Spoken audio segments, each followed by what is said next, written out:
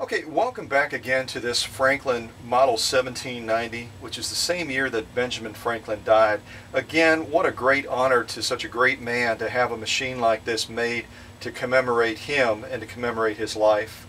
And again, domestic, in my opinion, boy oh boy do they know how to make machines. Anybody can make a pretty machine. I certainly think this is a head turner and would certainly get everybody's attention at a quilting or sewing class.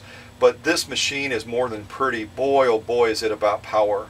Make sure you check out all the videos and you'll see that. Just like what we're about to do right now with this sew off on this heavy grade denim.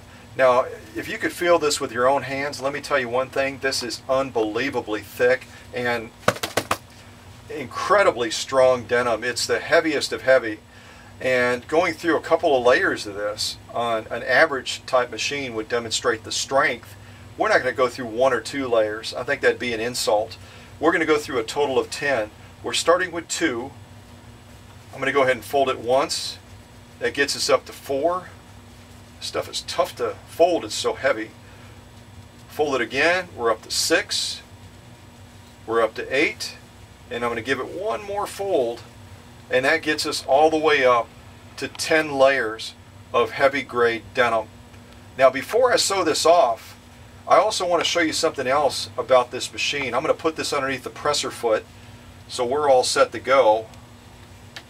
And I'm going to use that hyperextension so it's that much easier.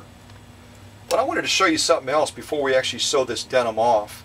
Look at the clearance. This is actually a long arm style machine. It's got that high clearance in the harp area. The average clearance on a machine like a Husqvarna Viking or even a number of the larger Singer machines like the 201, as far as harp clearance vertically, is generally going to be about 5 inches, maybe 5.5.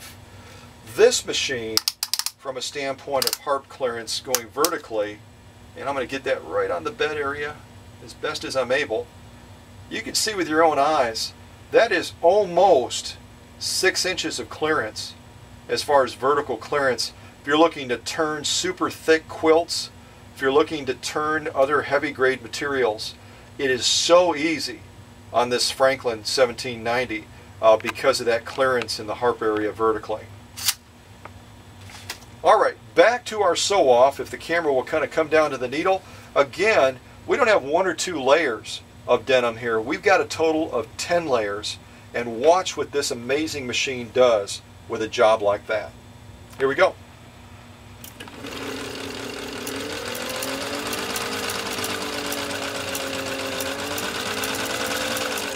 You know, I said it before, can you believe, I mean, you have people will take pictures of machines on eBays and stuff like that. You even have some people now stepping out like we've done for a long time and showing videos.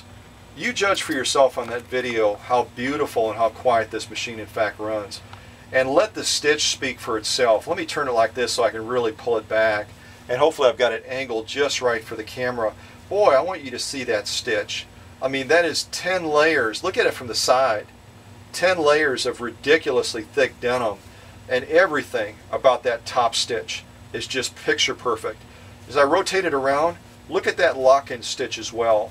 You know, I've said it numerous times, you can get a decent top stitch and yet have a terrible lock-in stitch if that power is not in reserve on that machine. This thing, even 10 layers of denim is like a joke. Just like if you've seen the other sew off with the 2 layers of leather, even that is not a true test of the power of this machine. You know what? Anything that we put underneath the presser foot of this Franklin 1790, it just sews and sews and sews.